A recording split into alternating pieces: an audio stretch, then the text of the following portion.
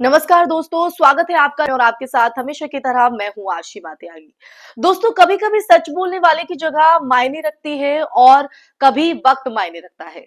लेकिन आज एक ऐसा वक्त आ गया है, ऐसा वक्त जब वो शख्स जिसे भारत के कट्टर इस्लामी समूह दशकों से नापसंद करते रहे, वही सलमान रुश्दी मोदी सरकार को लोकतंत्र पर सबसे करारा आईना दिखा रहे हैं। एक ऐसा आईना जिसे ना तो गोदी मीडिया दिखा सकता है और ना ही आईटी सेल ढक सकता है। जिस लेखक पर धार्मिक कट्टरपंथियों ने फतवे जारी किए, वही लेखक आज भारत में बढ़ते हिंदू राष्ट्रवाद और अभिव्यक्ति की आजादी पर लगाम को लेकर दुनिया को चेतावनी दे रहा है। चेतावनी ये कितनी विडंबना है कि जिसे दक्षिणपंथी हिंदुत्व समूह इस्लाम विरोधी के रूप में पेश करते हैं, वही आज भारत में मुसलमानों की सुरक्षा, पत्रकारों की स्वतंत्रता और लेखकों पर बढ़ते दमन के खिलाफ आवाज उठा रहा है।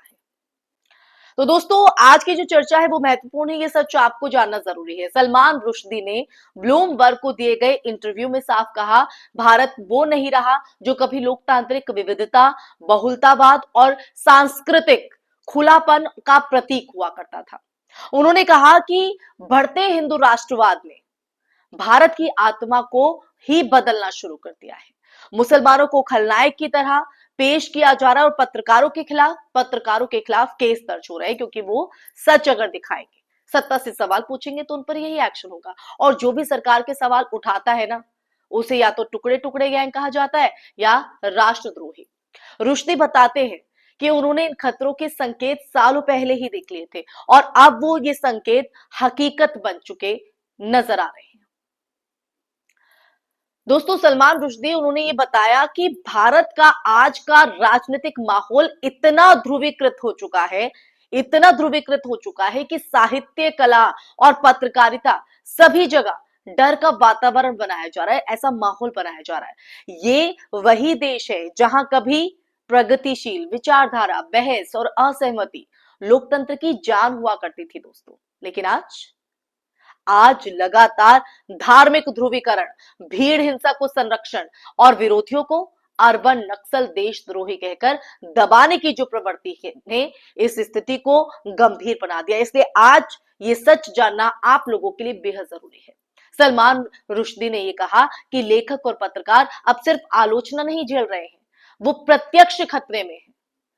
ये बयान किसी एंटी मोदी लेखक का नहीं है, बल्कि एक विश्व चर्चित साहित्यकार का है दोस्तों, जिसकी आलोचना और हमला दोनों धार्मिक उग्रवाद से हुआ है। रुश्दी ने कहा कि भारत में शब्दों का अर्थ बदल दिया गया है, देशभक्ति को सरकार भक्ति बना दिया गया है और हिंदुत्व को हिंदू धर्म के बराबर दिखाने की कोशिश हो रही है। जबकि दोनों की अगर प्रकृति हम देखें तो बिल्कुल अलग है। उन्होंने कहा कि अब एक लोकतंत्र में धार्मिक बहुमत को राजनीतिक हथियार बना दिया जाता है। तो अल्पसंख्यकों की बात करें तो अल्पसंख्यकों का जो अस्तित्व है वो कमजोर होने लगता है, अपने आप में ही कमजोर होने लगता है। भारत में मुसलमानों के खिलाफ लगातार फैलाई जा रही नफरत, उनके खिलाफ फैलाया जा रहा जो भ्रम है, वो बुलडोजर की राजनीति, भीड़ हिंसा पर सरकार की चुप्पी, ये सब इशारा करते हैं जिनसे दुनिया का कोई भी चिंतित लेखक चुप नहीं रह सकता, कतई चुप नहीं रह सकता।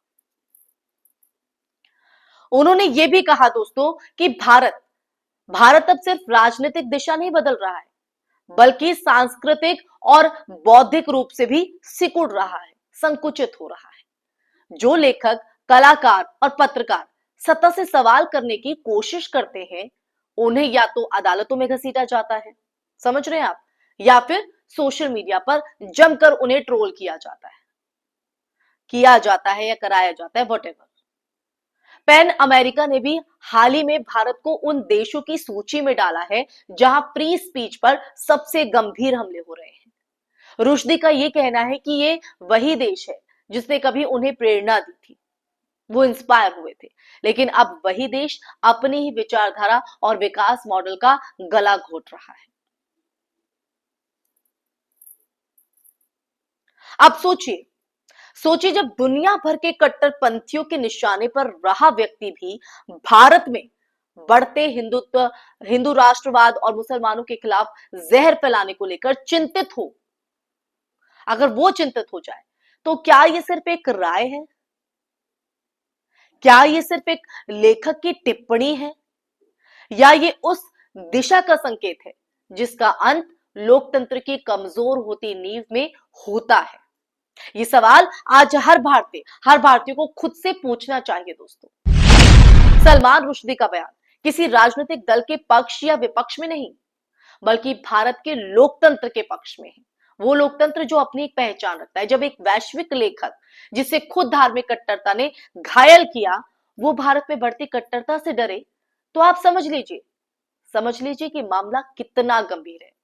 आज जरूरी यह है दोस्तों कि देश रुश्दी के शब्दों को एंटी मोदी प्रोपेगेंडा ना समझकर एक चेतावनी की तरह सुने, एक भविष्यवाणी की तरह समझे।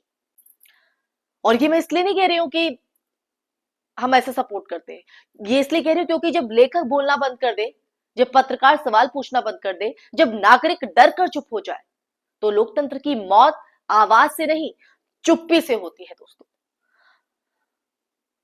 इसी के साथ इस चर्चा में मैं यही विराम लगाना चाहूंगी दोस्तों, इसी बात के साथ। लेकिन आप लोगों पर मैं एक सवाल छोड़ जाती हूँ कि आप आवाज उठाएंगे या अपनी आवाज को दबाने देंगे? देश हित में आपका क्या कदम होगा? कमेंट बॉक्स में कमेंट करके जरूर बताइएगा। ये चर्चा आपको कैसी लगी? आप मेरी बात से कितना इत्तेफाक रखते हैं? ये सच रखा है आपके सामने, इस सच को आप किस तरह से देखते हैं दोस्तों?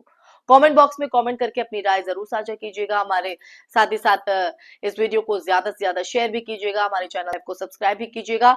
फिर हाजिर होंगे ऐसा ही सच का संवाद लेकर आपकी आवाज को बुलंद करने के लिए। तब तक के लिए अपना ख्याल रखिए। जय हिंद, जय भारत, नमस्कार।